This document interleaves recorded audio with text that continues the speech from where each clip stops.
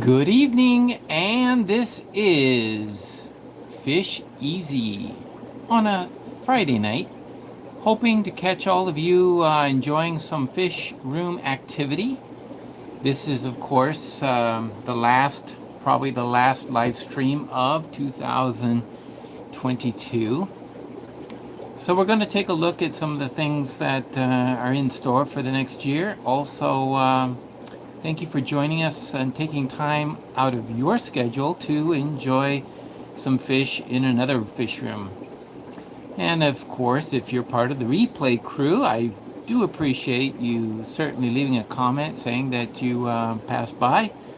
And that way we know everyone who is frequenting the channel. And what you're looking at here is actually a batch of German blue rams. Yeah, this is a pretty good sized batch. I had to move them into this 10-gallon because they were getting so crowded. It's not easy, and as you know,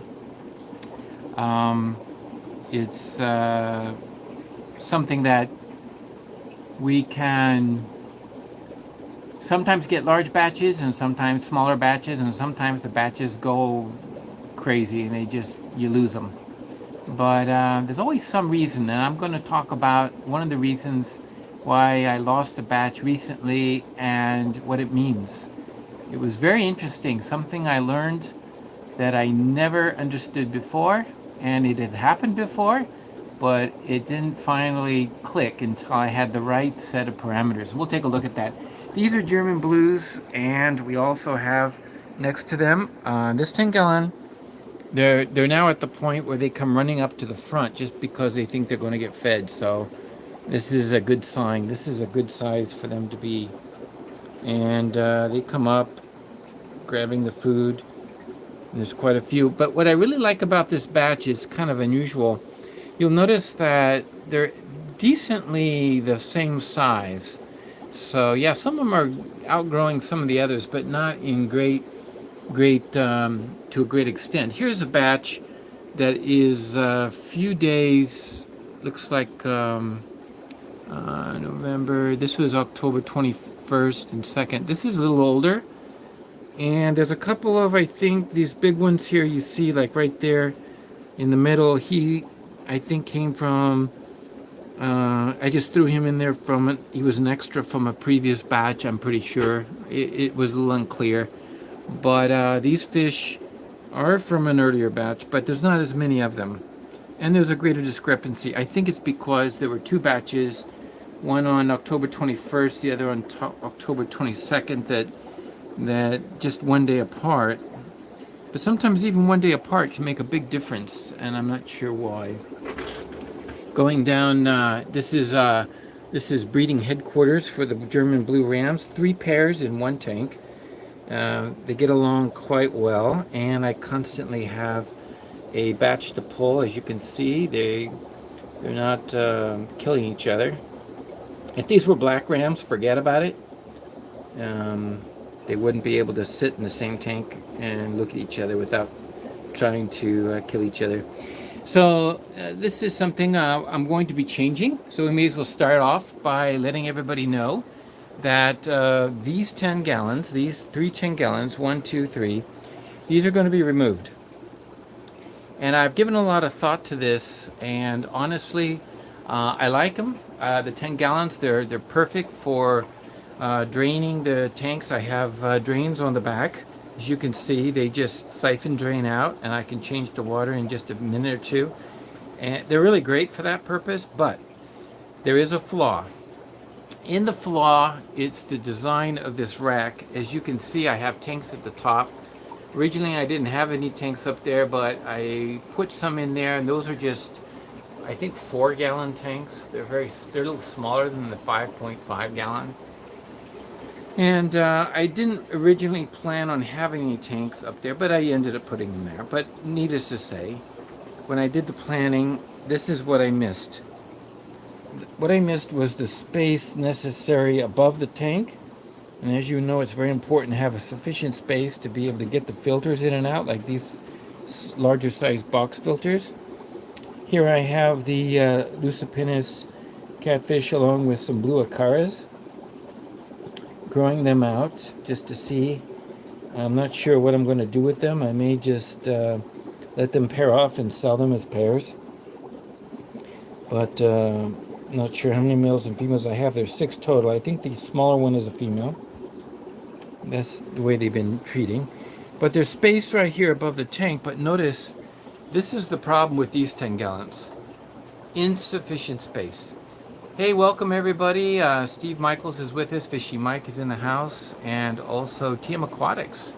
Thank you, Tom, for joining us. And I thank you very much. I know there'll be a lot of thumbs up on this because I appreciate it very much. And just so you know, before I explain what I'll do it now. I'm going to tell you what I'm going to do is pull these 3 10-gallon tanks out, and I'm going to replace them with 4 5-gallon tanks, because I can do 4 5 gallons or 3 10 gallons.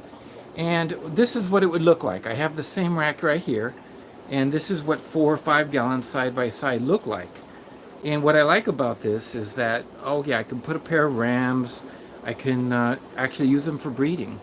So this is what we're going to be doing, is using the bench rack for the breeding, and it gives me a shelf because they're a little smaller, so I can set things on.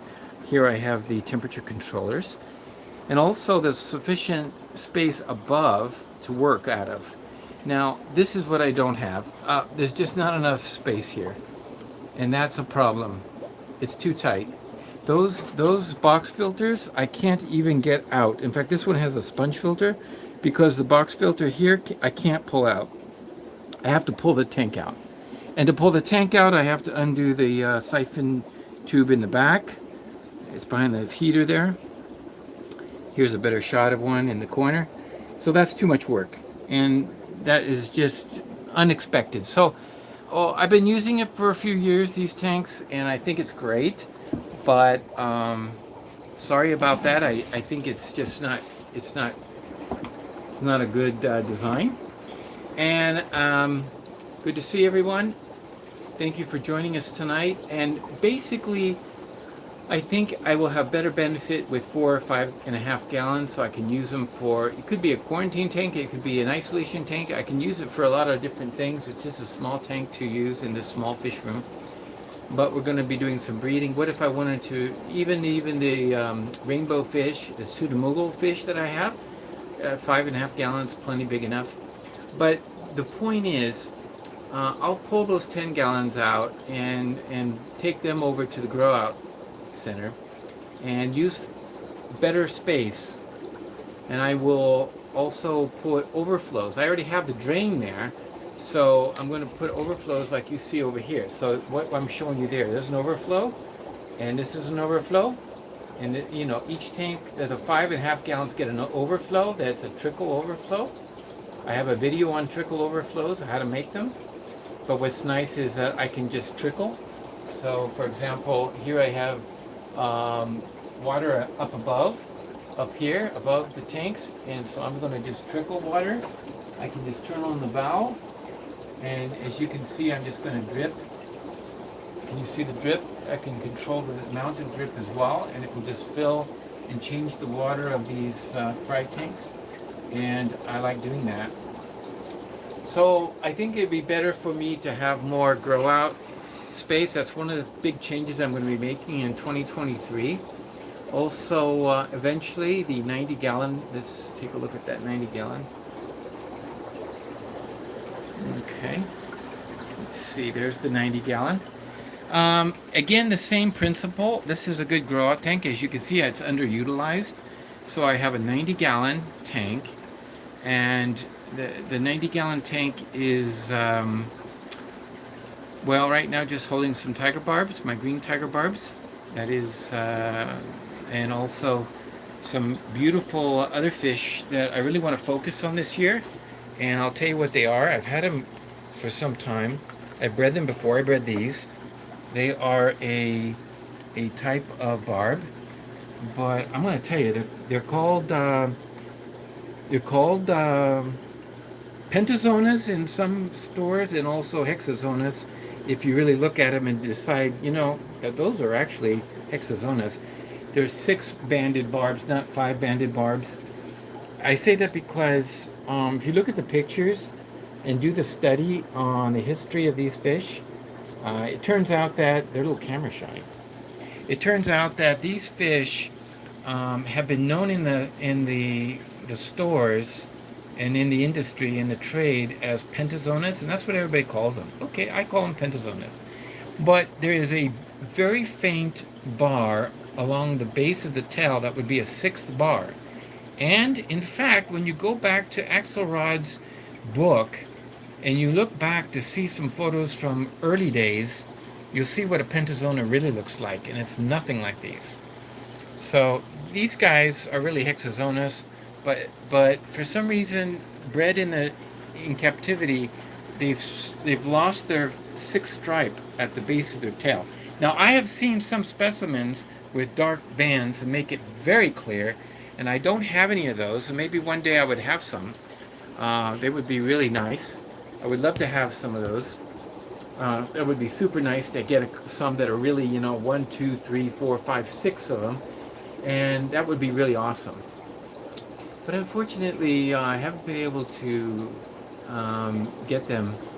And the last time I saw them was in Kitchener, Ontario, and I will definitely keep my eye out. Thank you for your comments. Fred Gerard, I did answer your email. I answered all the responses. Excuse me. You did see one of my videos. Thank you for joining us tonight.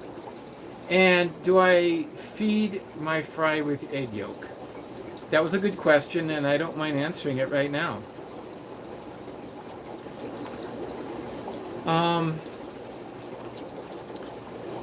And your second question, okay, I'll get into that. The quick answer to the egg yolk question is, do you see my paramecia cultures are very easy to do and maintain. I've done videos on them, and I recommend anybody who's interested in paramecia to get started in them and just to cultivate them every 10 days. You just have to start a new culture every 10 days, and it only takes a few minutes to do so. So if it takes only 10 minutes to do so, and then you always have plenty of paramecia on hand at any given moment, it actually is easier than the egg yolk, which you have to worry about using egg yolk too much in your tanks and fouling the water. Paramecia doesn't foul the water. It's infusoria. You put it in, it's small living organisms. They don't foul the water. They just multiply in there, if anything, and then they get eaten by the fish at the time the fish feel like finding them and gobbling them up.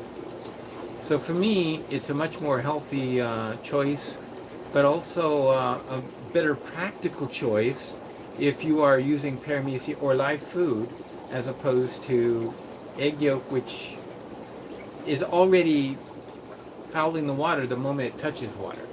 You see, it's yolk that's been cooked. Just like any food, it starts to spoil.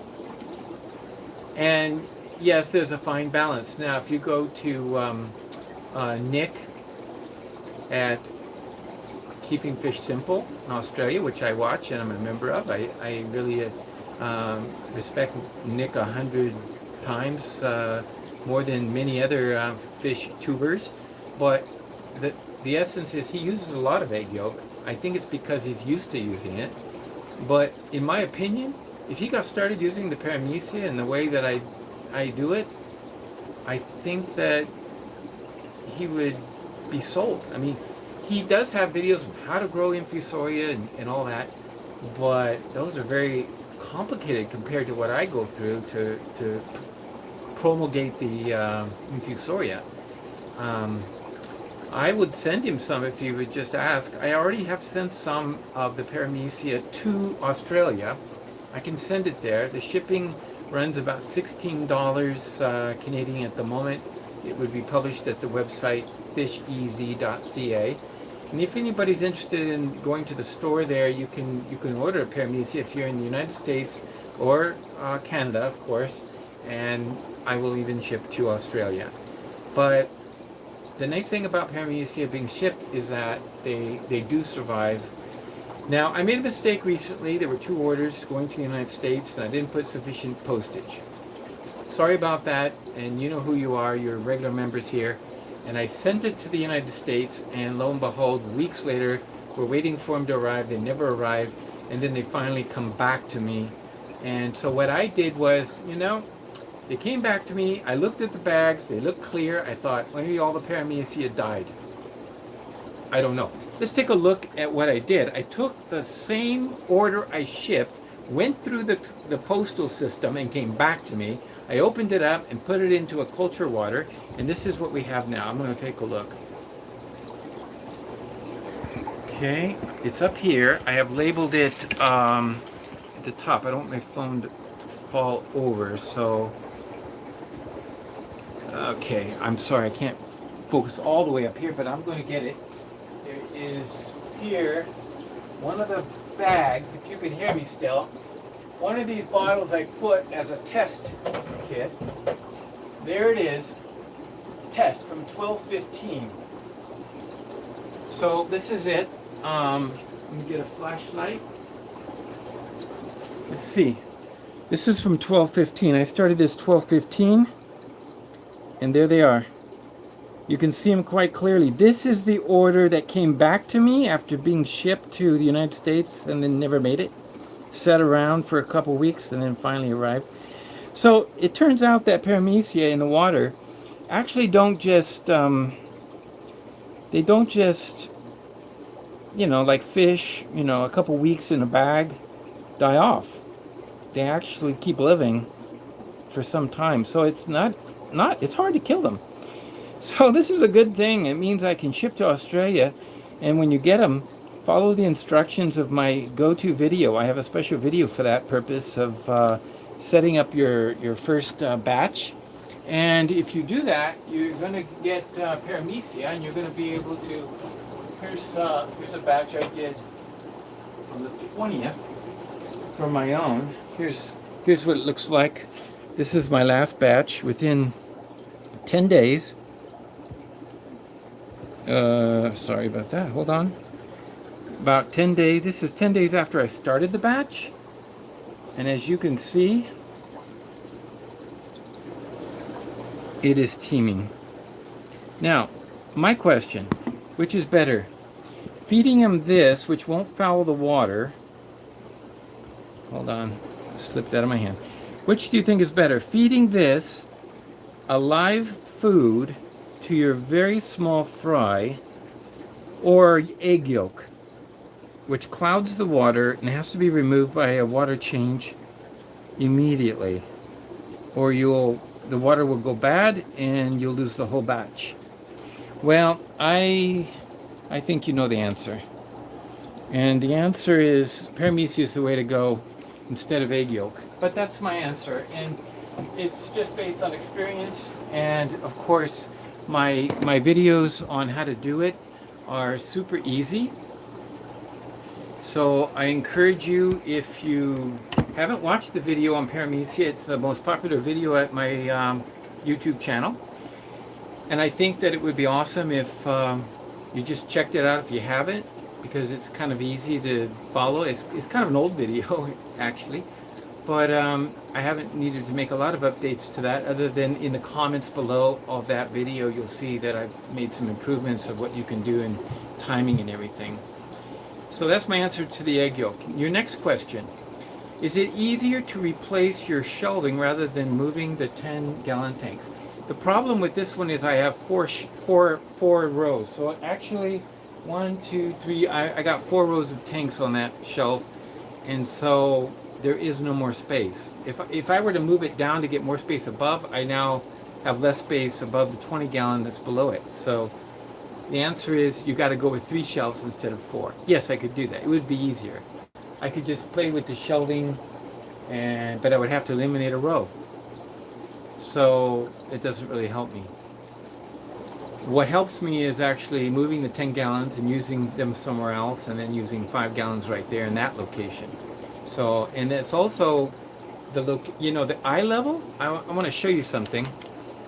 The eye level makes a big difference. So I walk in the room and I'm looking over here and I'm at eye level. Okay, I look at this tank. Okay, eye level. Okay, eye level. Oh yeah, I look at this tank. Great. Eye level. Come over here. Check this out. This one's kind of empty right now. It's got some Lucipinus babies in the corner. Here's some African banded barbs we'll be working with this year. Also for caddis, our mop over here, again, another eye level. This one here, eye level. Here's black rams, eye level. These are the priority fish. Here we have another smaller group. They're at eye level. More cichlids. These are German blues. Yep, German blue from our 3-pair tank. When they're at eye level, they get a lot of attention. You know what doesn't get a lot of attention? That 20-gallon way down there. What is that? Those are my female barbs. We're going to be only giving them attention because we're going to be breeding from them the hexazonas or pentazonas. And I've got some Odessa females, tiger barb females. And these are all my females. So there's a group here, and this tank is just conditioning the fish. It's not really much going on, but it doesn't get a lot of attention. This one over here too. This one, as you can see, it's got some fish that I'm fattening up. I just moved these in last weekend, and you can see these are rainbow shiners. If they pan out and grow to maturity, I'm really hoping to be able to breed some of them for the experience. I also have some plecos, and what I'm going to work with is the L471s. So there's a group of them in here, kind of hidden right now. Let's see if I can get a couple. Yeah, there's some more over here. I haven't got any spawns yet, but I need to spend a little more time. And I have a quarantine tank over there in the corner. Doesn't get much attention. This one here behind the jars, this of Daphnia, doesn't get a lot of attention. It's just growing out angelfish. These are like seal point angels, short fin, but they have a blue pattern to them. They have a blue smudge. I quite interesting. So if you've seen the parents to these, you'll know that these fish may be very, very attractive in the long run. So what else? So to answer that question, I want my breeding tanks, because I want to look back and I want to look at these 4 tanks and I want to say, hey, this is in my viewing. This is eye level. And I want these, so when I come in and after breeding, I want to be looking, I want to just jump over here and start looking for the babies, because that's the most exciting part of breeding, is looking for the fry. I'm excited. Now I just took out the fish. These are all empty. So starting tonight, these are going to be cleaned. They're going to be cleaned out, all 4 tanks. We're going to put bottoms, and we're going to do our first set of breeding activity on these 4 tanks tonight. And what I've decided to do, if I stick with my decision, is I'm going to breed a batch of green tiger barbs. Now, you're saying, why are you breeding tiger barbs? They're so cheap. They are, but they're one of my favorite fish just to enjoy. In fact, recently I made a trip and found some specialty tiger barbs, and I just bought them because, you know what? Surprise, surprise. I wanted to see how they look together. So I found platinum and reds. Now I just wanted to see them together. These are just awesome fish when they're together. I've also noticed some very interesting behavioral traits. One is that green tiger barbs, or in this case the platinums, which I've tried before and have not had good success with. I don't know why they don't breed as easily as the green tiger barbs or the green moss tiger barbs, but these look nice when I saw them in the store, and I just had to have them, so I'm going to start again. I'm going to try to breed some and find out more about the genetics behind them. And then of course the red ones I thought would be a nice splash background. So I've got some reds and some green platinums. But then throw in some green moss or dark green tiger barbs, and I think you would have a display that would be awesome. So what I really like to do is take the green moss tiger barbs, put them with a nice large, maybe about 100 of them in a big tank, and then I'll sell them. I'll just say, hey, I've got 100 tiger barbs. Anybody interested? And they're easy to breed, but they're easy to get rid of too, because people are always looking for tiger barbs, and there's just something about them, the way they eat and the way I can come up here and get them excited. Look at, they think they're getting fed, they get excited, they bunch up. The hexazonas or pentazonas, I wanted to add something about them, their behavior.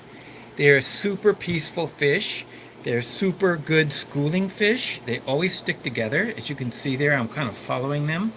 But those 6 males in here stick together like glue. And that's a sight to see. I really enjoy that.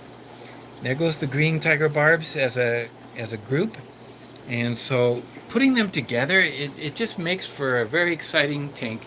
If you're interested in just loving your fish, having fish that are fun, and okay, they're a little on the aggressive side, don't put them with certain fish that they would not be good with. Don't put them with angels with long fins, and don't put them with fish that eat slow, because they eat fast. These guys, most barbs are like that. They go shoot, shoot, shoot, shoot, shoot, and they eat it, clean up the food faster than it'll never reach the bottom.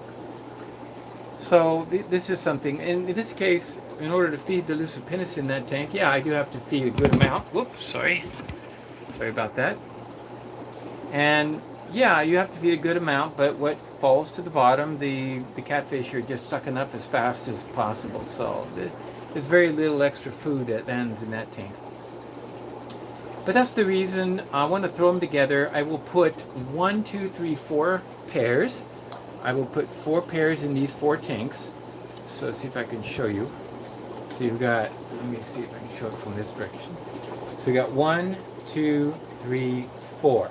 So what I'll do is I will set them all up, same day, put all 4 pairs, and then we'll see which pair. If I have a pair that doesn't want to breed, okay, I lost the tank, but for that breeding cycle, I'm okay. 1, 2, 3, 4. If I didn't get any fry, I will reset the tank and put the pentazonas in there, because they breed differently. So in a case of a tiger barb, I could put 1 pair, and that's all I need to put in there, and they will go to town. And I will get a good count of fry out of that. So that's pretty bright. This is my green water, and I don't need to be blinding you with that. Okay, is that better?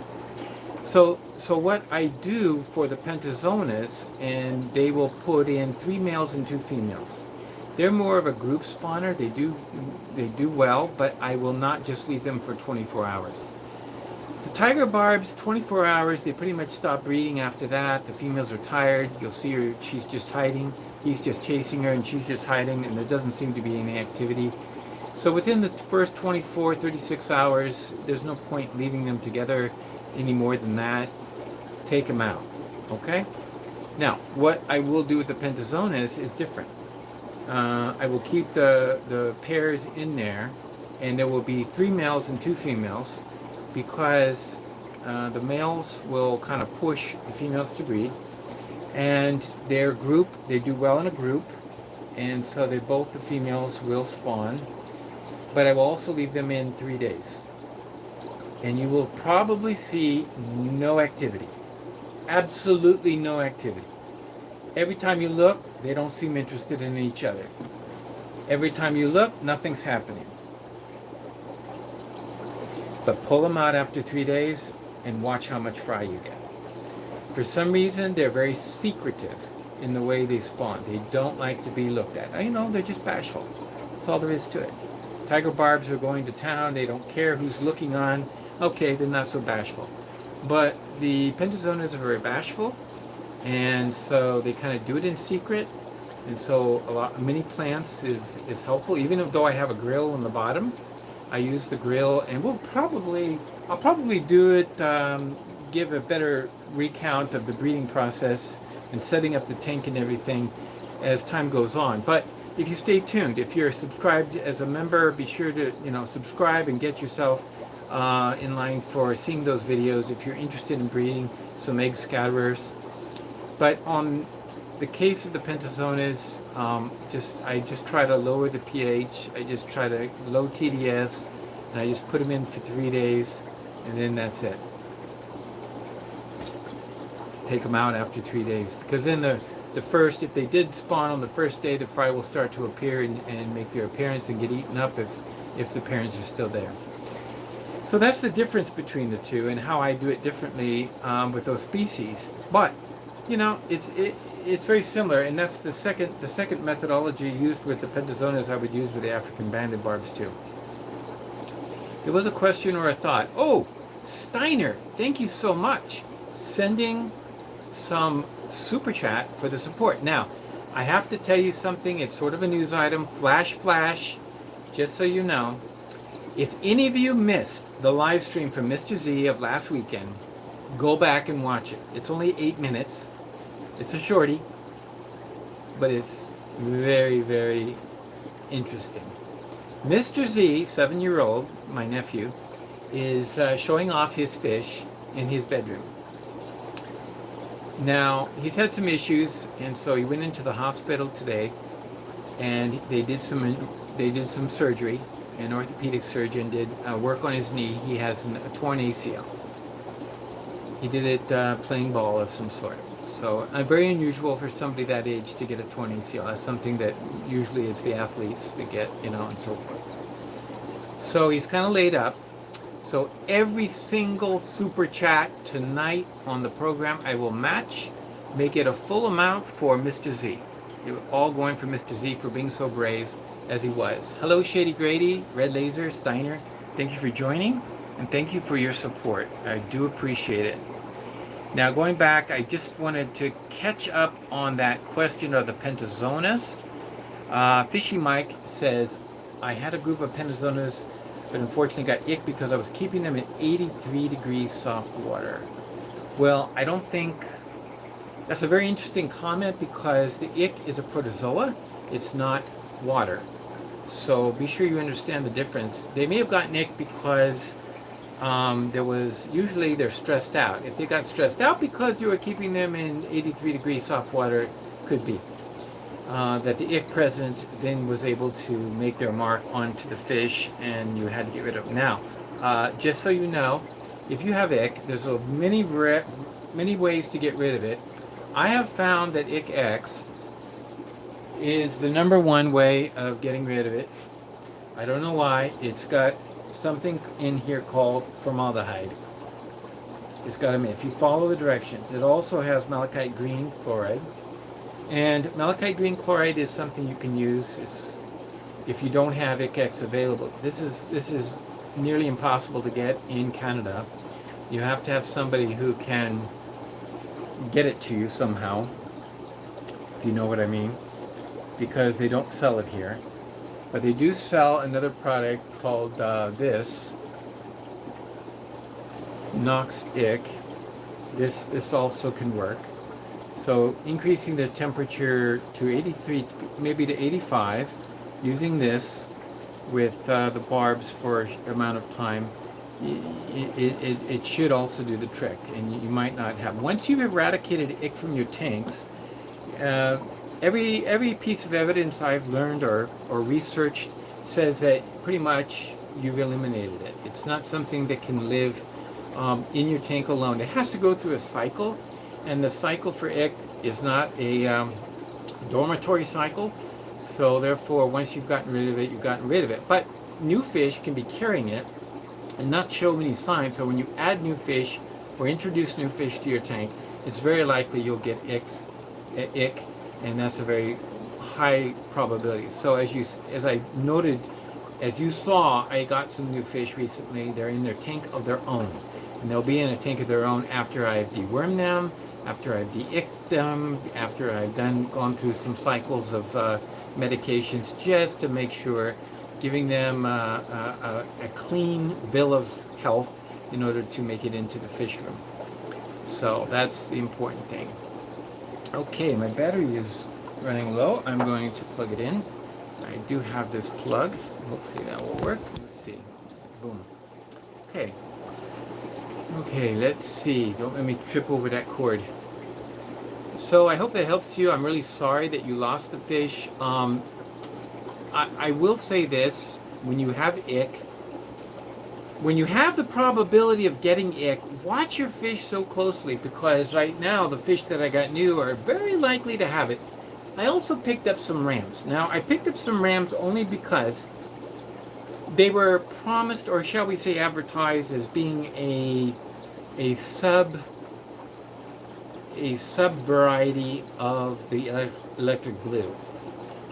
I look at them and I don't see yet how they are. Let's take a real quick look at them. I look at these, and I don't know if you can see this. They're supposed to be electric blues, but red-headed. Okay, so there's one. I don't know if you can see them. They're kind of young yet, so I'm kind of like, well, I'm not going to cross my fingers. I don't know if these are much different than my electric blues. Mine are so beautiful, but these do have more red on the forehead at such a young age. You know what I really want to see is after they've colored up a little bit. So it's going to take a few months before I really judge them. But I was there at the moment and I said, you know, I better get them while I can, because if I can get them while I, you know, there were actually only 6 fish in the tank, and I picked out 4 because the last 2 looked a little deformed.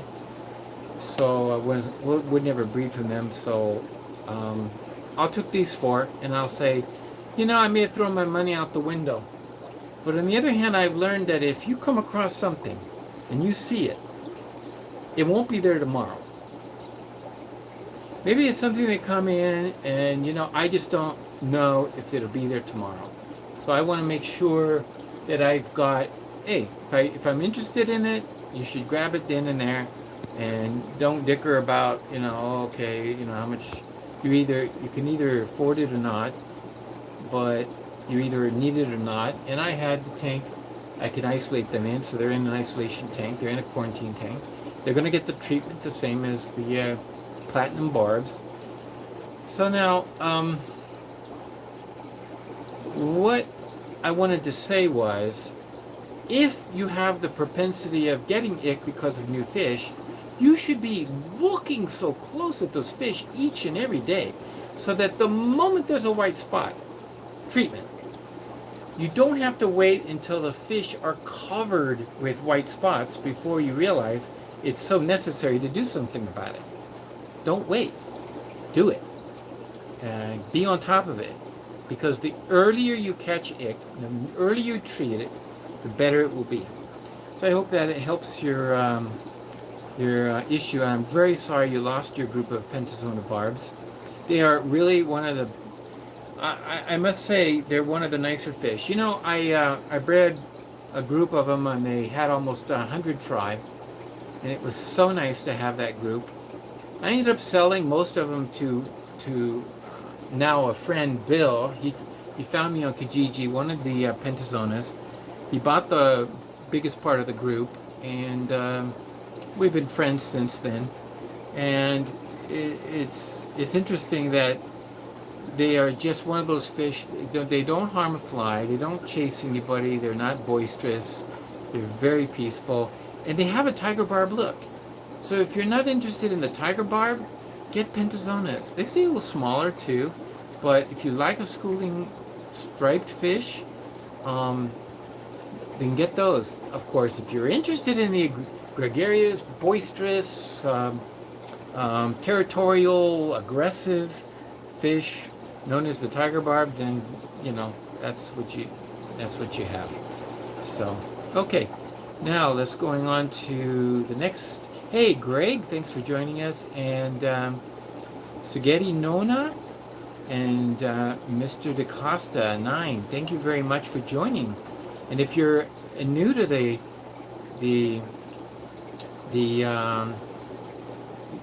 site, or if you're new to my YouTube channel, please be sure to subscribe. Greg Jones, welcome. It's great to have you. I've watched many of your videos, and I see you now. You're asking, how would you scale up a paramecium culture to feed a greenhouse full of IBC totes of fry? Use 55-gallon trash cans. How much food? scaling up. Okay. Probably, since they're on a cycle, because what I do is, mine are on a cycle, so I use the little cans.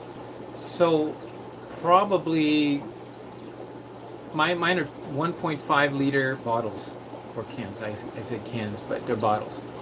Now, scaling them up, if you put them in a larger container, I would probably, because all I do is boil some seeds, and the red berry seeds, they're in my video of what I do. Boil the seeds for 10 minutes, no more than that, because otherwise they'll mush. And put them in water with 230 seconds, so I guess that's 1/16 of a scoop of yeast. And then leave them alone. Don't touch them for 10 days. And by 20th days, they're peaking, and by day 20, and by day 30, they've already kind of blown out without refeeding them. Now, I have tried refeeding them, so it would take a little experiment. I think it's easier for me just to start a new cycle with a new container every 10 days. That's what I've found, because it's very controlled that way. But if you had a large container and you just wanted to pretty much grow paramecia, you could do that. It would just scale up the amount of yeast that you apply to the water. And I would also, after every 10 days, add yeast to the water. And then as you remove and feed from that tank the water, you would probably take out a scoop for your tote, and probably it would be a 2-liter bottle amount, right? Or a gallon. Take a gallon out, pour it in the tote, and then replenish with fresh or dechlorinated water. It can't be chlorinated water, but I like to use water that's been aerated for 24 hours for the purpose of the paramecia. I don't want them to come in contact with any chlorine whatsoever, because that's kind of like what kills paramecia, right? I mean, that's the whole point of chlorine, kill the little bugs. So make sure there's nothing to kill the little bugs.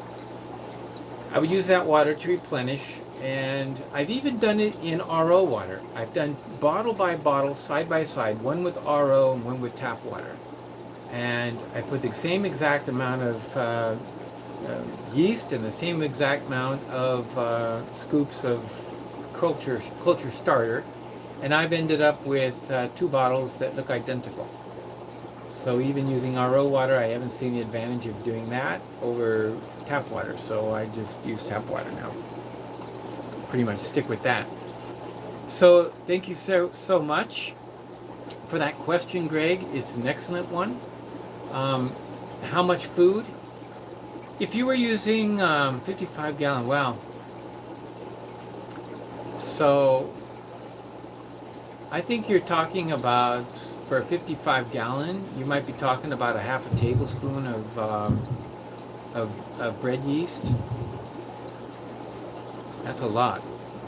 But not necessarily in the beginning. You might start with smaller amount because there's a smaller amount of paramecia in the water and you have to multiply. So it's not something I've done. I'm just talking theoretically, and I think that it would be a good experiment to see if it could be done, and you'd have to try a few different things in line with what I was describing. I don't have the space here to try such a thing, but it would be interesting to try.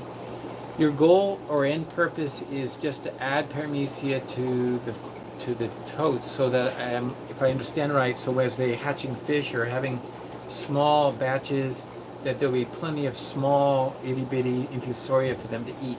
If that's the case, then my feeling is you wouldn't have to add a lot.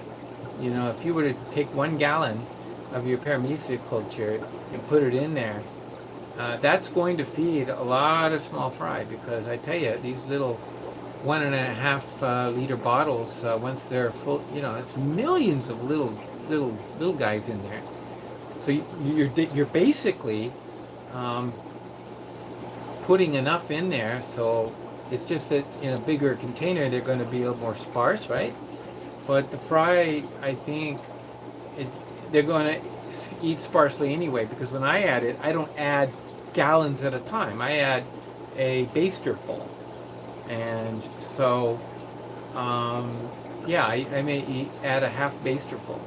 And that's thousands and thousands of... so in this one right here, this is a fricatis fry. We have baby fricatis now. And they're hovering about the surface. And I will take my feeder and I will put just a small amount, a quarter. And where is my container? Here it is over here. Hold on a second. It's over by the other one.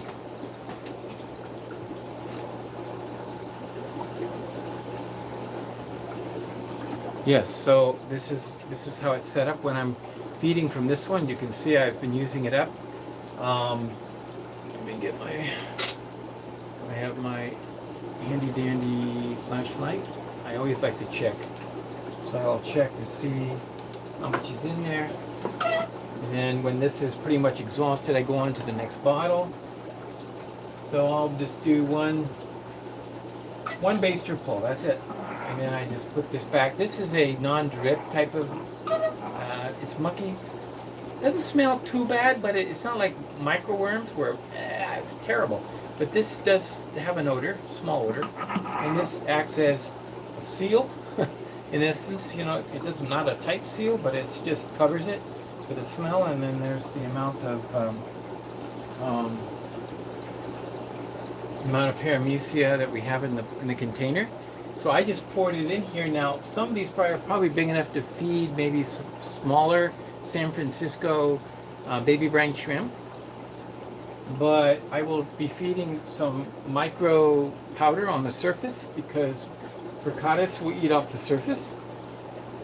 Also, the paramecia tend to go to the light, so they might head up towards the light. So in that case, they have plenty of live food and some of the powdered food. So they get both. And I will keep adding mops. It's time to actually add one more mop to this 12-16. I'm going to add one more mop this week. And it should hatch even a few more. I would love to have maybe 20 fry in this tank before I move on to the next tank. So I hope that answers your question. It was a very good one, and I do appreciate it.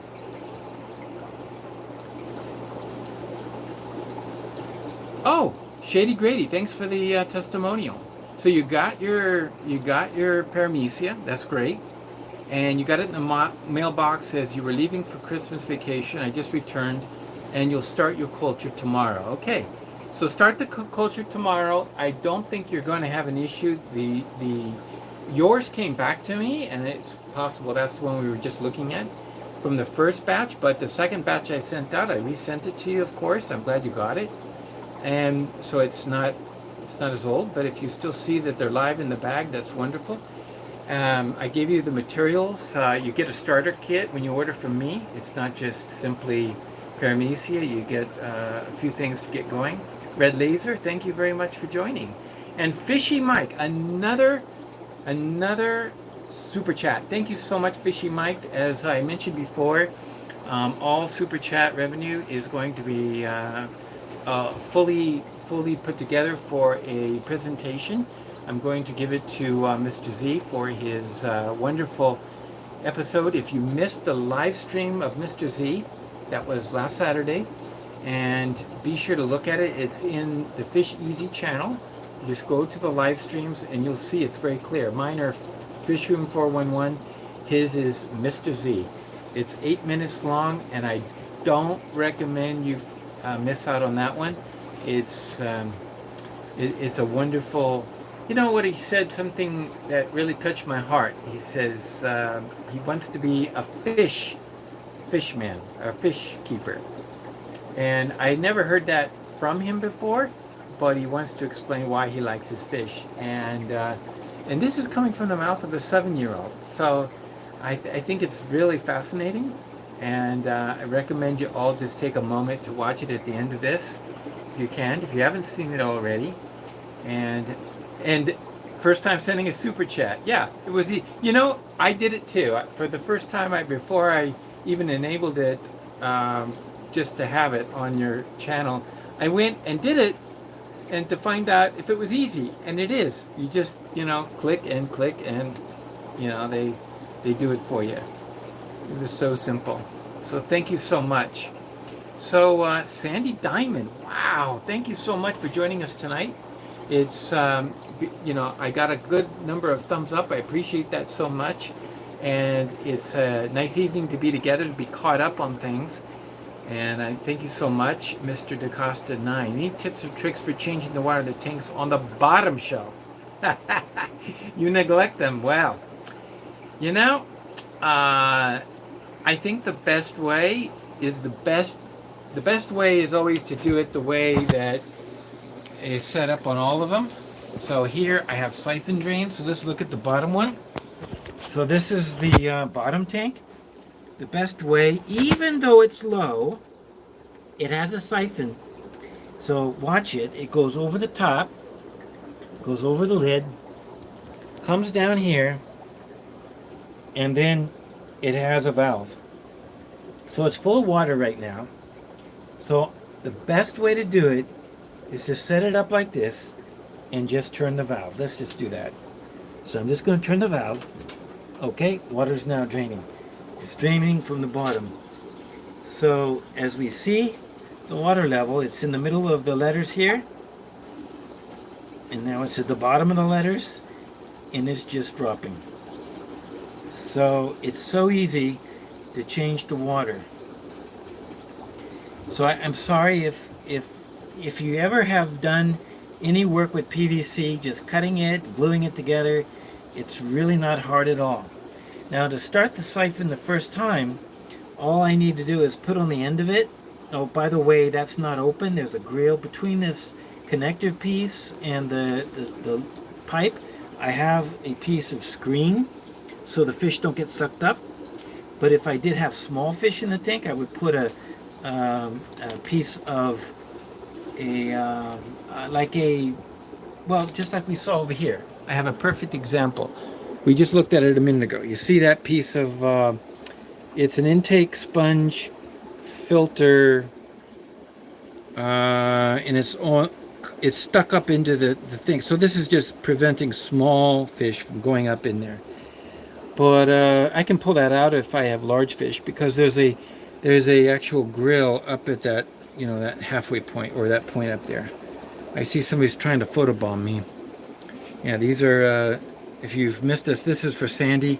These are German blues on the way. And German blues on the way. This tank does hold also the red lizard plecos. That's what you see in the back. They look like little steaks with, all over. There's a good number, probably 25 in here. And this tank also has a good number. Let's look in the back. There's one in the glass. Usually they're hanging out and just waiting for that baby brine shrimp. There's one on the filter. Yeah, those are red lizard plecos. The red lizard plecos, which I breed from that tank down there, have stopped breeding. I did have a trapping this week, but it was unsuccessful.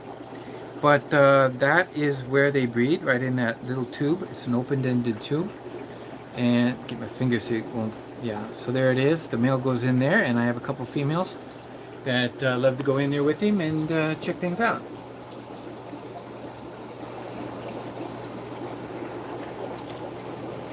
So I hope that answers your question. Now to refill the tank, I just turn this knob here, because the water is above me. It's a 25-gallon tank right there.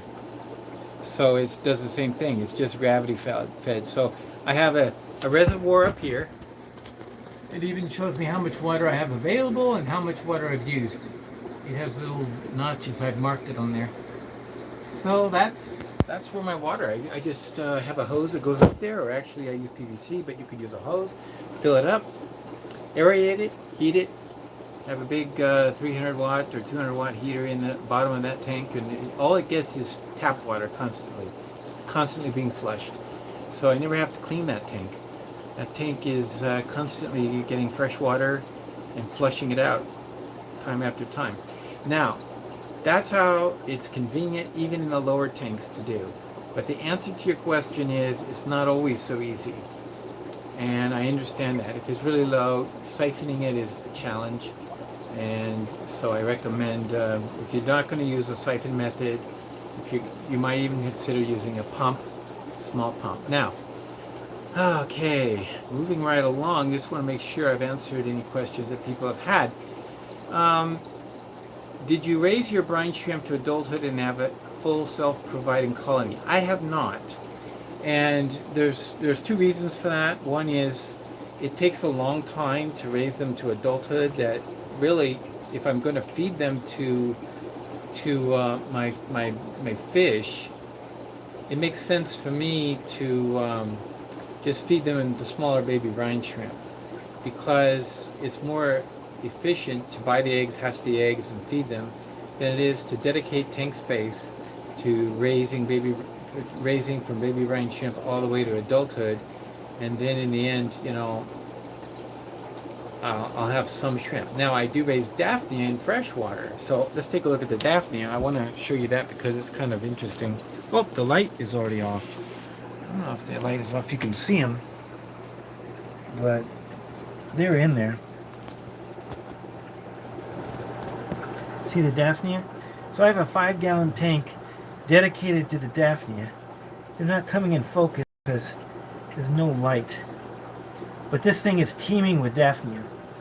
And I need to put more green water in there and take out some of the adults because they're overpopulating. So I need to feed them to the fish. I will feed them to my breeder fish. I use it as my breeder fish. I use them for conditioning those fish. Okay, so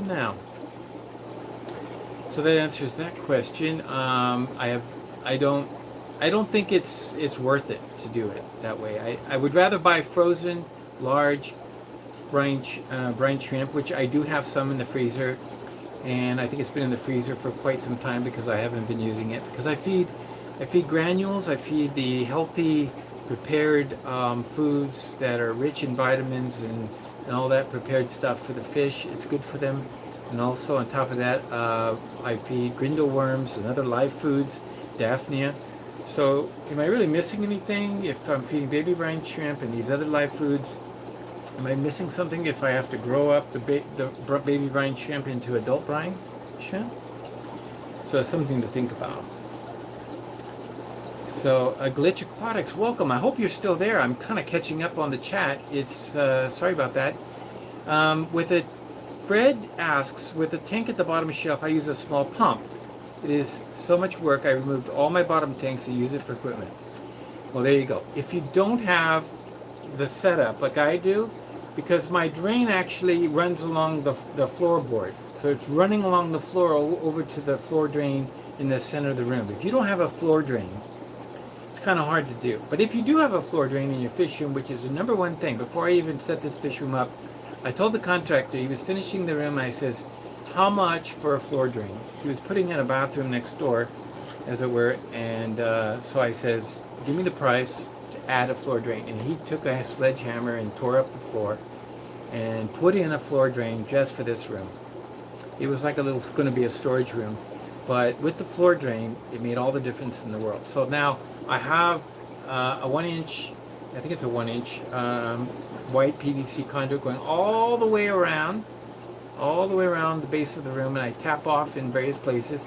So just below that low tank is a connector down into that 1-inch that's going around, and the whole thing just flows over to the floor drain as it fills up. So I've kind of propped it up at one end, and it has a very gentle slope all the way down to the floor drain, and that's the way to design it. So if you don't have that, I think the pump method would have to work, because otherwise it's very hard to use the siphon method. There is one other method I haven't mentioned. It's called the trickle overflow, and I have it at a larger scale on one of the tanks. And just to show you, I'm going to show that to you here. This 20-gallon has what we call the trickle overflow. So there it is. It goes up and over, but it doesn't just go up and over. It it goes up and over and then back up, and there's a hole in the back there. It's right where that purple cable comes in. You see that purple cable? There it is. There's a hole there, and that purple tube goes back into the fish tank, and it's situated right there. It's a back feed loop. So what happens is water, in this case, in this particular tank, as it gets too full, it starts to overflow. It goes over this amount because this here is lower than this here. So it begins to overflow because this is lower. So it's all full of water, and as water goes over, it will trickle. As it gets this level here at the bottom of this level, as this is full of water, so as this gets pushed up, it starts to flow out. The moment it flows out, more gets pushed in. So this is full of water here on this side. But what happens is, if it gets too full over here, air can't get into this section, and it plugs it up. If water goes above that purple tube, it basically doesn't let air through, just water, and then it becomes a siphon. So it automatically turns into a siphon until the water drops down below the tube, and then it suddenly turns into a trickle. So it's a feedback loop. I know that's a little complicated for most people, and I think for the purpose, I just wanted to explain that that is another option. And if you, one day, if you really want me to, I can go into the particular design. I already have a video on making the trickle overflows, and I think I explained that particular system as well. So you might check my videos and see what's out there. Craig Doniger, thank you very much for joining us tonight. And as you always say, hi FishEZ. Thank you so much. I appreciate the shout out. And any tips on raising long-nosed whiptails? You know, thank you very much. I have thrown my hands in the air. I can't keep those things alive. I lost another one tonight, and I'm down to one. I only have one long-nosed whiptail left. I have the red lizards, you know, popping out like guppies. They're just everywhere. I got so many of them, but the long-nosed whiptails, I've just been unable to keep them alive. They're in a look at, here's the last one. It's very sad. It's funny you should be asking, you know, that very question. There he is back there in the back. It's a big one, probably a female. This tank is well planted. This tank is very well established. It's got wood, it's got algae, it's got all kinds of film all over the valve, and they go sucking and licking up everything in this tank. I just don't understand at all why on earth these fish can't seem to survive. I don't know. But there it is. There it is. I don't know. I don't know what to do about it. I think one day I'll try it again, but it would have to be a future day, and I have to figure out how to keep them alive first before I can worry about breeding them. But they seem to last usually about 2-3 months, and then they're gone. So it's part of the failures. You know, we all have failures too. I don't have just only breeding successes. I do have breeding successes, but I also have failures. And that's just one I chalked up to the failure department. And those are the fish that I will probably try again. I will keep trying one day, and I think I might research a little bit more. Maybe it's temperature. Maybe I'm not keeping up the right temperature. Maybe it's the water chemistry. I'm not sure. I don't have time right now to get into it for that particular species because I've got so many other plans and projects, so it'll have to go on hold for the moment, but I will eventually get to it, right? Okay. So just to be fair, I think it's right that we share that it's not all success. It's also learning experience, and that's what that is. So I've not had great success with the frogs, leopard frogs, plecos. I've had one batch that I was successful at raising 7 fry. After the first 20 fry died, I realized what I was doing wrong. Got some help from Aqua Malik, and he helped me. And also I've learned a lot from TM Aquatics. Tom over there has helped me a lot on his videos, more recent video. And speaking of videos, I really wanted to highlight a video I saw this week that I just want to do a shout out to our dear friend down under, Blake's Aquatics. He did a video recently, and if you haven't seen it, it's worth watching. And you know what he's talking about? He's talking about balance. Balance in fish life.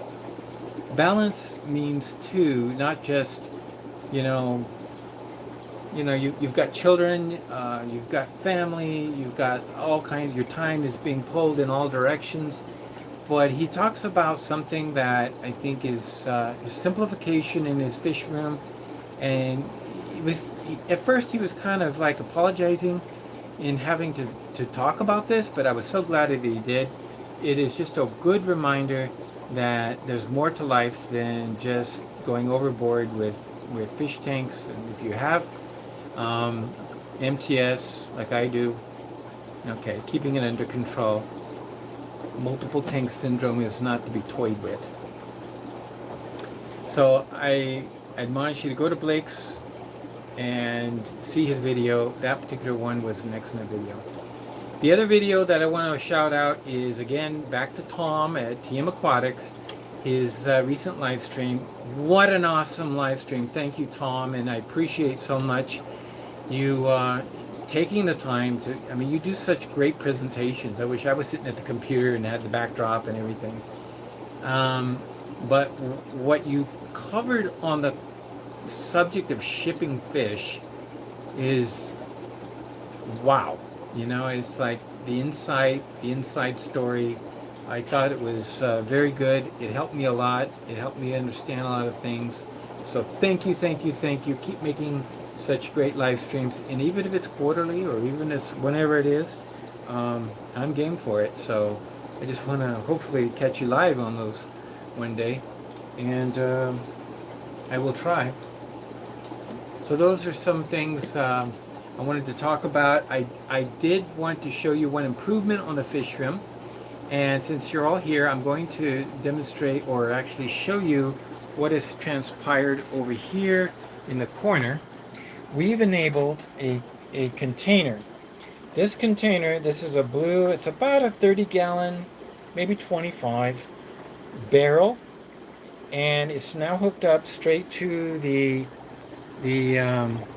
RO, and this is a complete shut-off valve. So what happens is when water comes out of the RO, and if you want RO, it comes out of here, goes into this, you see with the float, so it begins to fill up. Let me turn it on. I just turn it on by throwing the switch. Now pressure is there. It's starting to fill, and there it goes. When it gets full, the float will turn it off, and because of this device here, which you see is vibrating right now, because of this device, when flow stops on the good water side, the bad water side, which is this one going out and down the drain, it will stop also. So this is a complete shut off. So when the float shuts off, it shuts down the whole system. I don't waste water if I walk away. Yeah, sure, it doesn't overflow because of the float system, but this gives me RO water. And now what I need to do is put a pump in there. I have been using this pump, and this pump doesn't work. This pump is no good. So I got a new pump, and this is our unboxing. Let's take a look at the new pump. And the reason I had to get a new pump, my battery is about to die, so I'm going to plug myself back in. Let's plug ourselves in before I lose you. Sorry about that, I'm down to 5%. If I do lose you, thank you so much for coming. I should have charged my battery up long time ago. But so this is the pump I got to replace it. Let's take a look. I have not opened the box yet, and I was recommended this pump because the pump I had, the Vivo Sun pump down below, it pumps up to 5 feet. Well, 5 feet head means if I have the pump at the floor, like in that blue barrel, and I pump up to the top of, I get it all the way up to 5 feet, which is, I'm 5'10", so it's up to here, it will just trickle out. It won't go higher than this. So once I've gotten about this high, the pump is no longer viable. So I want to be able to pump up to any tank in this whole room. So I needed something more powerful. So that one was about a 30 watt. This is a 60 watt device. It's not something that runs all the time, just when you're pumping water. And I'm opening it up. I got this one, okay, because, and it wasn't actually, this one was actually hardly any more than the other one. I don't even know why I got the other one. If this one was out there, I just didn't see it, I think, at the time. And this is one that Aqua Malik uses in his fish room, and it pumps everywhere. So let me give you the specs on it. It's got a controller, so you can actually adjust the amount of flow. It's made for a it's actually made for a fountain type pump. It's got a super long cord. It's really nice. This is the Barst, B-A-R-S-T, submersible pump. I don't know if you can see it. It's looking at me for some reason. Barst. Can you read that? Okay. Well, anyway, Barst, JR-3000. It's a 3000. It uses a half an amp, so that's about 60 watts. And that's about what I was looking for. But the head on this is about 10 feet. So this one will pump to the ceiling anywhere in this room. And that's why I got it. So I have, you saw the tubing a moment ago connected to the other pump. This will sit in the barrel. And I have a switch for the pump sitting out at the top. And I'll just turn it on and flow into any tank. So, like, for example, we were talking about the Leopard Frog 147s. So what I've started doing, based on recommendations from Tom, is first of all, I'm using some RO water mixed with tap water to bring down the TDS. I'm lowering the temperature of the tank because I think I had it too high. And I put a small circulatory pump, and so it's blowing a circle around this tank. Now I have it here. Let me see if I can show you the 147s. So this is what I mean. There's the little circulatory pump. I've added some leaves for lowering the pH and cleared up the tank immensely. I think that the water flow is going to make a difference, but I haven't seen much activity yet. I will have to remove these rams. I thought I could just leave them in there at the same time, but they don't do well in flow. So right now they're all hiding in the corners because they can't stand the high flow. And so it's just not a good compatible between the two. They're beautiful. My electric blues here are good, beautiful rams, but they need, I think, they're just going to have to find a different tank for them. You notice there's not much of an orange on their forehead. That's supposedly the difference between the ones I just got. So we'll see if they'll have orange. But these guys are just content. They have no problem with the flow. They like flow. So those are things I've started to do this time of year. I think L147s are probably, it may even be past the time in which they are breeding this time of year. Maybe I've missed the window. But it doesn't matter. They're quite young anyway. So if I don't get anything this year, I will expect something next year. So I have to be patient. And patience is very important. And if I didn't say hello to you, Ryan, thank you so much for joining us, as you always joining us. All proceeds tonight are going towards Mr. Z, and thank you for the great super chats. Every amount, I'm going to make sure that 100% of the money goes to Mr. Z's live stream, because he is a young person, and so because he's underage, he's only 7 years old, he has to sign up as a made for kids, and as a result, he can't have comments. He doesn't get comments. He kind of disappointed about that. I had to explain it to him that he wasn't allowed to have people making comments. I guess it's a protection for kids, and that's a good thing. But I think it's only fair that we support him. He just came back from the hospital this evening. He's not in a lot of pain yet, because I think right after an operation you don't feel much, but I think tomorrow he's going to be aching. I really think so. So the poor guy is going to be laid up a little bit. So would CPDs breed with pygmy corridors in the same aquarium, and would they be better off separated? Well, the pygmy corridors, or any other fish that might tend to hoover up the eggs, might be a bad choice to have with CPDs. Now, that reminds me, it's time for a quick update on our CPD project. We put CPDs in a tank with the contraption that we got. I call it a contraption, but this is what it is. It's from Blake's Aquatics. You can order it from him, and this is what it does. It sets a sort of a funnel type of system, and with a grill on top and some plants here, it causes a nice place for when fish lay eggs in this area. The eggs or the fry will be sucked up the tube and into a fry box. So that's what we set up a few weeks ago, and so far we've gotten zilch on our glow light Danios. However, in the meantime, in the last week, I've made some improvements. And I don't know if we're going to see a big improvement, but I'm going to show you what the improvements are. Basically, I decided to use something called, believe it or not, ditherfish. Let's take a look at that tank.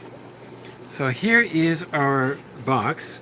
Now, mind you, the plants that I put in there, some Java fern, is going crazy. It loves it. But you'll see I've added CPDs, and also I've added, if you can see those, for cruising around at the top, that Pseudomule luminatus. So they're good because they tend to hang out at the top portion of the tank.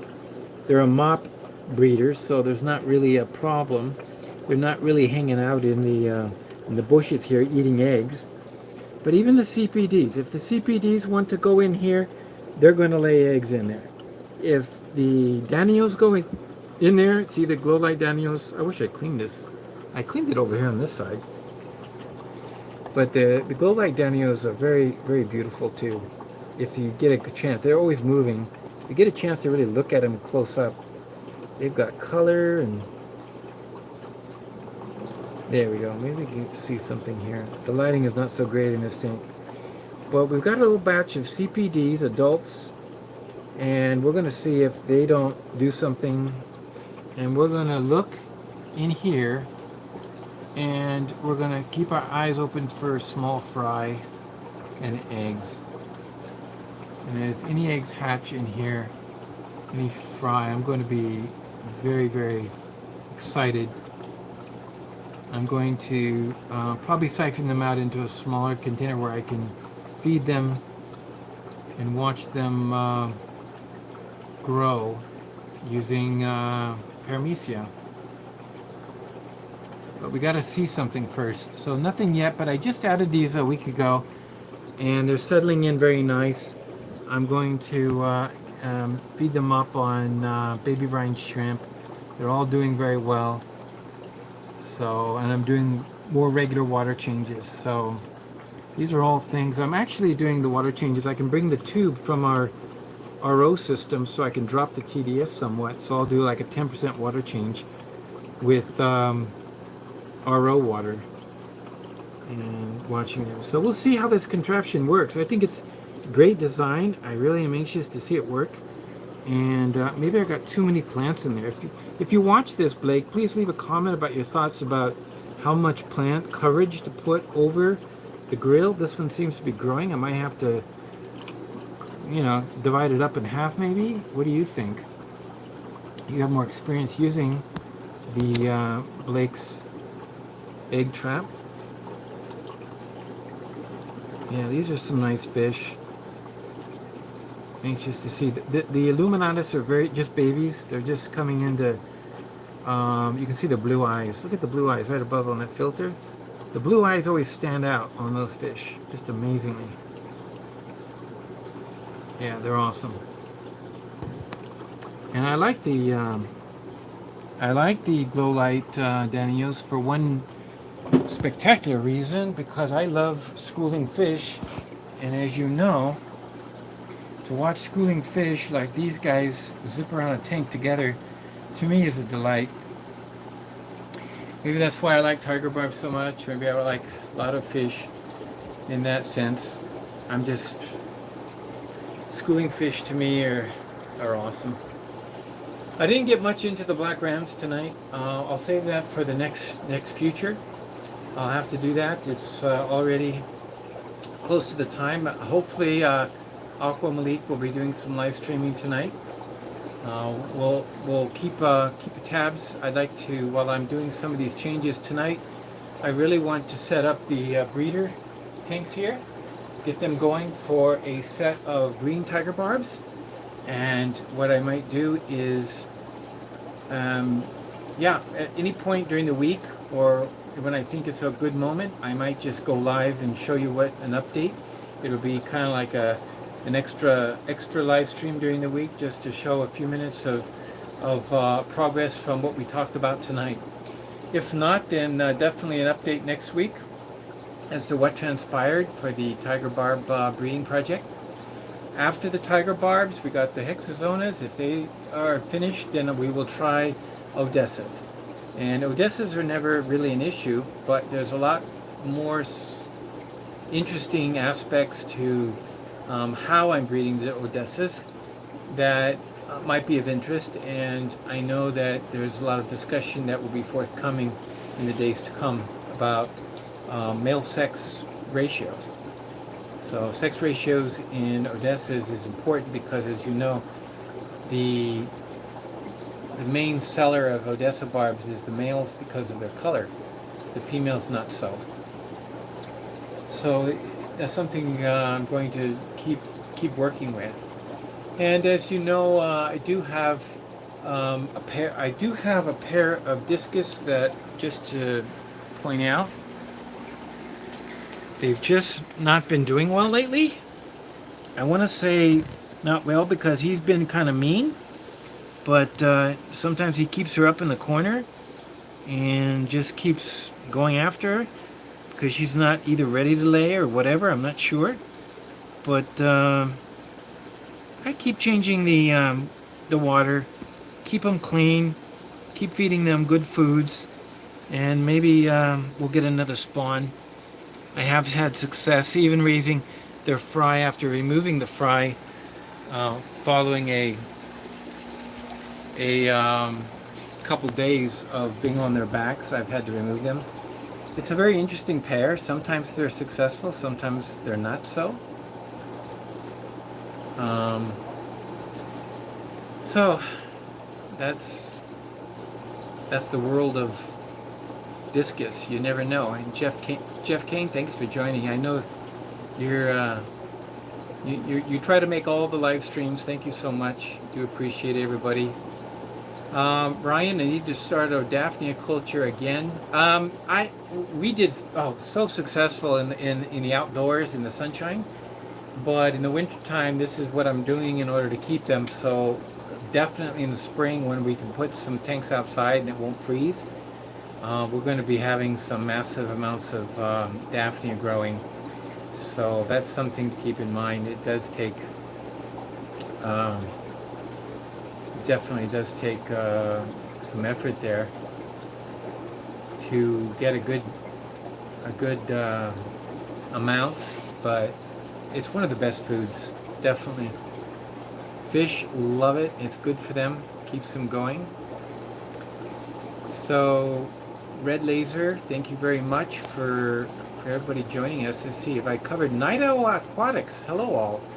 You know, I don't recall having you on board before, but thank you for joining us tonight. If you are a new member, or a subscriber I should say, thank you so much. It's great to have you with us. And let's see.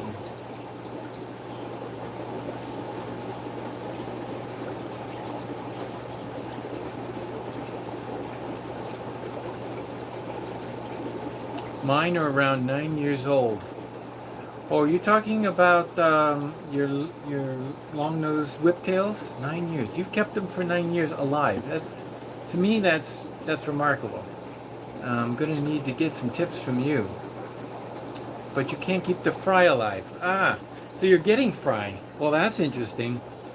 Well, what I would do in this case, I don't know if you're trying this, but I'm going to share with you my experience with the L147s. When I first got them, I got them and they were not doing well at all. So what I did was, they started dying until Aqua Malik says you need to have old leaves from your tanks put into the breeder box where I had put the fry. So I put them in a breeder box, but they weren't eating the food and they were dying. They need to rasp on the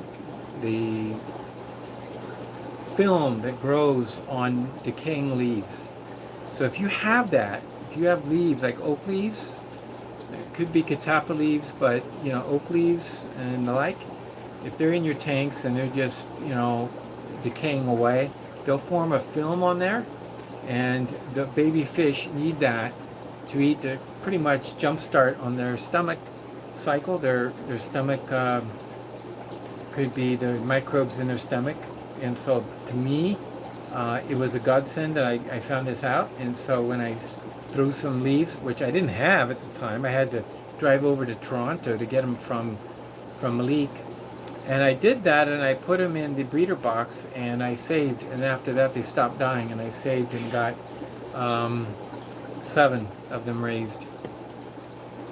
So in my opinion, that's how I would do it. So whatever you're keeping it, put in some old wood, some wood that's been in the tanks for a while, a little piece of wood. I would put the decaying leaves. Not that they're eating wood, it's just that the things that are on the wood tend to be good for them. And that's the kind of thing I would try first. Fishy Mike says, how much water to put into my tanks for my auto water change system? Like how many gallons do I put to dilute all nitrates? Well, I think there's some videos that Greg Sage has put out. He's got an auto change system where he pours water and it just overflows out. So I don't know if it's 10 minutes. He runs it for 10 minutes and that's all the water he does, but he does it daily. And it seemed like it was something like that. I would go watch his videos because he has that kind of a system. My system is a little different. It's more manual, automatic, semi-automatic in the sense that I'm turning these valves, boom, and I'm controlling the level. So I go down 1/3, I change 1/3 of the water. And I do that in this tank. In these tanks here that you're looking at with the babies, look how many I have now. Now they're at the point where I need to do a 50% water change every day. Maybe even twice a day. There's just too many fish in here. So when they get to be, when I get a chance to get a bigger tank, these are going to be moved into a larger tank as soon as I can get the tank ready over at the grow out center. So that gives you an idea of what I would do. But I hope that's helpful. And you know, you haven't, it's funny, your water bill is very high. You know, I've found that my electric bills, electric and gas, are through the roof. But the water is hardly anything. I don't know why it's so cheap here, or if it is cheap, it's just in comparison to the others. Maybe I'm looking at it wrong. Maybe it is expensive, but in comparison to the other utilities, my water is is not even worth, trying to save a gallon here or there is not worth it. To me, I'd rather just run the water and get fresh water. But electric bill is another story. So heating the room and keeping it, well, of course this is Toronto, so it gets pretty cold here.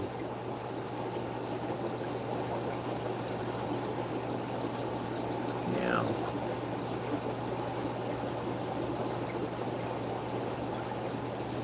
if I have a 10-gallon tank, if I put 10 gallons in, would you say that's a 50% water change? The mathematical way of looking at it, because I'm an engineer, I know, but there is a formula. You can actually calculate how it depends on how much water is going out and how much water is going in. In other words, you do a 50% water change, but it depends. If you're doing a 50% water change, oh no, you're asking, is that a 50% water change? It's not. It's not necessarily a 50%. It could be close to that number, because if you have a 10-gallon tank, you're starting to dilute the 10 gallons with fresh, clean water, but the new fresh, clean water, a certain percentage of it is going right out. But all you're really doing is diluting the water, because water is water. You can't say, oh, this is old water and that's new water. Oh, here's a molecule. Oh, it's new water. Oh, you're the old water? Oh, okay, I'm the new water. I'm coming in. You have to leave. It doesn't work like that. So water is water. It's coming in. What you're really trying to do is flush out the contaminants in the water. The amount of nitrates, which is not H2O, right? So you're adding water that's supposedly more pure, but it too has some amounts of nitrates. It too has some amounts of other things. And you're adding it at less concentration, but it's going out at a greater concentration. So you have to understand what is the concentration coming in and what is the concentration going out. And then you can do a rough calculation to say, well, how much time would it take in order for, say, the dilution of the nitrates to go down 50%, to cut it in half. So that's what you're talking about. You're not talking about water, because water's coming in and water's going out, but it's good water going, it's just water, pure water. It's the contaminants. So really what you're saying is you have an amount of contamination in the water. Let's say it's 100 ppm. At what point does it become 50 ppm? In other words, half, 50%. When do you cut in half the amount of pollutants in the water, the non-water molecules? So I hope that helps you understand at least. There is a formula. I don't have it in front of me, and I'm sure it exists somewhere, and it might be an interesting one to research. So, but it does depend on the amount of concentration of the impurities coming in. So you would have to know what your tap water is, and then you'd have to know what is going on. But in most cases for fish, you can measure it. What I would do is a very simple other method. All you got to do is do it for 10 minutes. Okay, pour 10 gallons in, have 10 gallons flow out. That's 100% of the volume. That's the number. Then measure your impurities, measure your nitrates.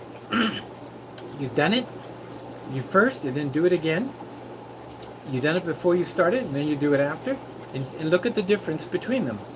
And if you've gone from 100 ppm to 50 ppm, you've done a 50% water change in essence, right? You've 50% cut it. But when we talk about water change, we're normally talking about the volume of actual water changed. But I know what you're talking about. You're talking about, well, how do I cut down on my nitrates? Because that's what was the essence of your question. So if you understand that, would you say, have you really cut it down?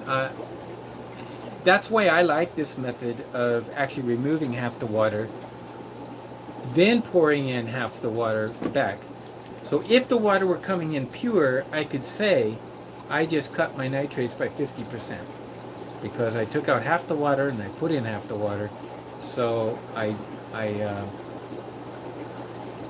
under the new amount of water volume, I would say it was.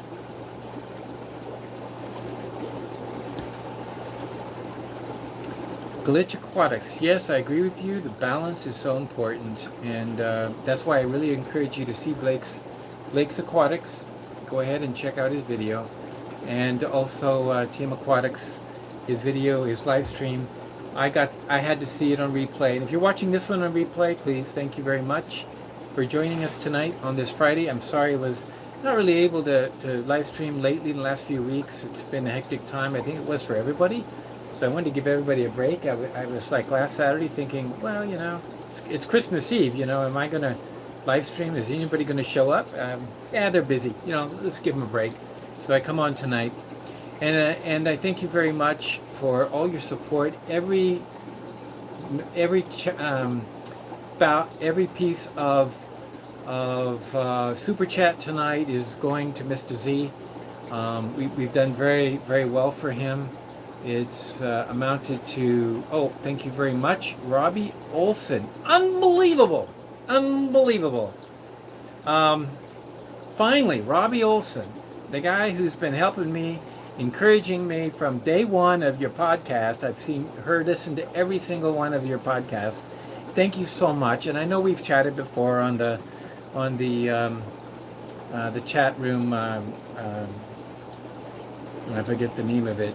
These old timers still trying to learn some of the new computer gadgets and everything.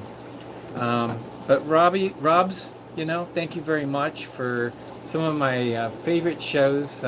We always enjoy putting you on the background while we're doing our water changes and cleaning in our tanks and doing our thing, because listening to the Aquarium Guys podcast is a great thing to put on the background while you just want to listen and have a chuckle here and there. Of course, many of the podcasts you got to be careful. Sometimes they get a little,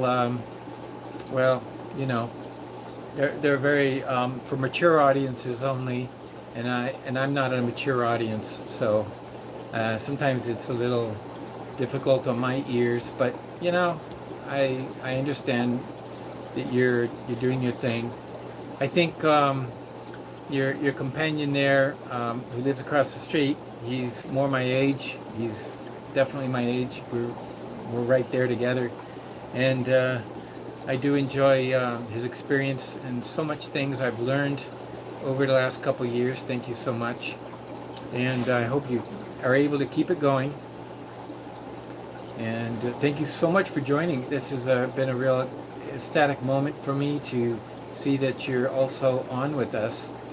And if anybody listens to podcasts, besides Robbie's, there's also, I'll have to feature it next week, the podcasts that I listen to. One is a veterinarian in Florida, and he only comes on once every few months or so, but it's always very educational, and he's a veterinarian, and I really enjoy listening to some of the things he says too. So the great thing about podcasts is I can put them on the background and listen to you in my fish room while I'm working away. Ray Aquatics, thank you for joining. Aqua Garden Zen, yeah, thank you so much for joining as well. It's been a great evening, actually. We've gone even more. Robbie Olson, so thank you so much for another super chat. I do appreciate it just so happens that Mr. Z, if you haven't watched his live stream, if you're just joining us, he is 7 years old. He loves to live stream, and of course he was doing it last week. Thank you, Jeff, by the way. I see you posted the Blake's Aquatics egg trap on the Etsy sales. So thank you for that link. I appreciate that very much. But if anybody has the link to Mr. Z's live stream last week, it was on FishEZ, but you cannot leave comments because he's a kid. He's 7 years old. He's also an individual who had knee surgery today. Just came home from the hospital a few hours ago. And so all proceeds today will go into a card for him and thanking him for his live stream. And that is what, it's like giving a comment, but for a kid to get a few bucks and to spend while you're laid up, he's going to be laid up for a few weeks. Um, that's kind of tragic for a 7-year-old who's bouncing off the walls most of the time. And he can lay in bed and watch his fish from his bed. That's kind of nice too. So I don't know if there's a link to that particular live stream. I hope you have a chance. So now, lastly, I will be having a unboxing. I have one more box here to unopen, but I'm going to save that for tomorrow. And so tomorrow I will just doing an unboxing, and it's going to be a product that was sent to me, and we're going to take a look at it, and we're going to see how it fits in with the breeding setups. And I encourage you to just join. It will be a very short live stream, and if you miss it, well, check the replay. But I hope everybody has a good evening. If Aqua Malik is going live tonight, I would appreciate it very much if you just put in there FishEZ for a moment of fun. Let him know where you're coming from, and hopefully he'll have some interesting things to share. I know he does, because I know what's going on over at his house. And so that's it for tonight. It's kind of an update. What's going on new this year is, number one, I'm going to redo the 10-gallon tanks, and I'm going to put 5-gallon tanks and kind of make it more convenient to use and make more breeding setups. And also the other thing was, as I pointed out, we're going to take this 90-gallon away and move that to the grow out center, and we're going to put 20-gallon talls, excuse me, and we're going to line them up here and maybe have some space for some discus breeding or some more space for grow out of our fry. So I think that will be a better practical use, since I need this 90-gallon, but I don't need it here. I think it would be better to have it somewhere else, so we can focus more on the breeding. So that's the two big major changes in the fish room for 2023. And we're also going to start focusing in the days to come on some, first of all, barb breeding. And now they're a little more calmed down. They've gotten used to my phone. But just look at those pentazonas. I love them. And they're always together. They're always doing well. There is, I have the stray. There is one, that is a platinum tiger barb. A male in here. I think it's a male. And I might try putting them together one last time, because I do have a female over in the female section. We'll see, but I've never been very successful at raising platinums, but green tiger barbs, yes, not a problem. So we'll see about these platinums down here. They're definitely a sight to see when they're green, all greened up like this, and offset with some red tiger barbs to go along with them. Yeah, I love the green platinums. Now, what I'm shooting for in my design or my breeding projects, if you notice, I'm looking for is maximize the red on the fins, the ventral fins, because I think the red on the light green really makes them outstanding. So that's what really makes them look good. So I'm going to sign off now and say thank you. We'll take one last look at the rams, and the next time or two we'll get more focused on the rams, and we'll no doubt have a lot to look at, because there'll be some more future. One of the things I'm going to work on 2023 is making sure I have maximized the breeding production of black rams and other rams here in the fish room, so that they can provide enough revenue for feeding all these fish. And that's what we got here. German blues, and of course the black rams. These are the blacks. These are ready to move into a bigger tank. I was just waiting to show you the drip system. I think a lot of you already seen the drip system. I run the drip system basically like this constantly, and it just overflows into this tank, which I'm going to have is, and then we're going to have an overflow in the back, and it goes down the drain, goes into that pipe right back there. So that's what you're looking at, black rams being dripped on, and my immediate feel about this system is that it's thumbs up all the way. This system is probably second only to the so-called Dean's fry system. It's as close as you're going to get to it without having to actually make one yourself. You just have to design, use it with some gravity-fed water going into a breeder box, which overflows into a tank, which overflows into the drain. And so knowing how to make those overflows, I think, is the most important thing. There's the overflow in the back, and I have a whole video on that.